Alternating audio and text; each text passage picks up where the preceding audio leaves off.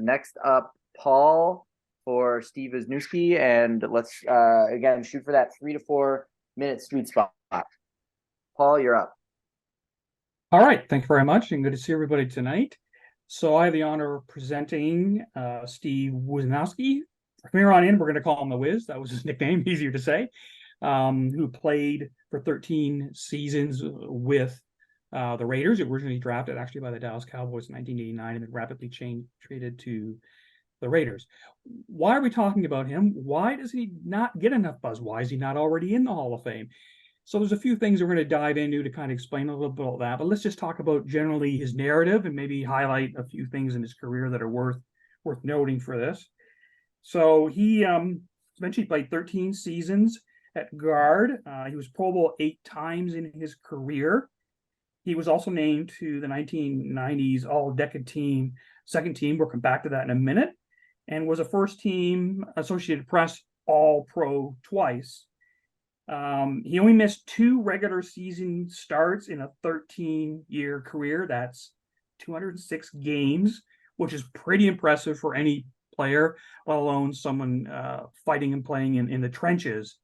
So if we think about where was he as a player, how dominant was he?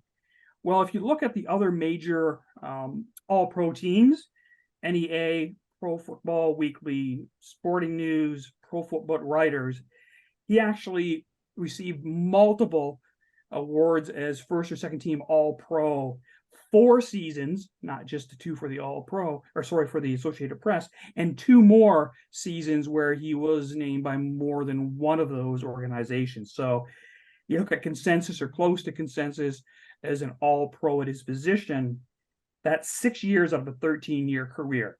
Pretty impressive, especially when you consider this fact.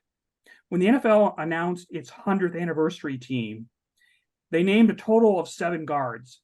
3 of those guys, Bruce Matthews, Randall McDonald, and Larry Allen, played in the 1990s and overlapped with Steve Wisniewski. So it does show that he has an elevated level in terms of performance. Not that level, but why he's perhaps been a little bit forgotten. Pro Football Reference Hall of Fame scores him at about 76.08 on their system, which is about 18th overall for guards. 13 above him are already in the Hall of Fame, and 3 more will be: Evans, Martin, and Yada. So he has that level of sort of recognition as a career.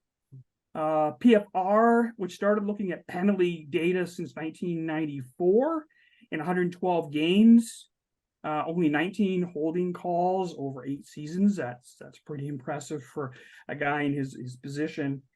We have a guy who is being, unfortunately, interior linemen and guards just don't get the respect. Voters aren't giving them a weight. We talk a lot about running backs, and we're going to talk a lot about receivers and others. That's another factor that's in his play that he's been ignored. And yes, I think most people here, if they're familiar with him, know he has a reputation, or had a reputation, as a dirty player. I suspect he's not the only offensive lineman who have that. But you're looking at a guy at a high level for a long period of a career, sustained level of excellence, that deserves consideration for the Pro Football Hall of Fame. Awesome.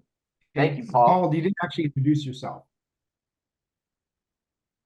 No, I thought Jack did that for me. It's Paul Lawrence. You will find me on Twitter as PFHOF Canton-Paul, and I'm a regular commenter and follower of the Pro Football Hall of Fame, its history, its election process, and other issues. Thanks a lot, guys.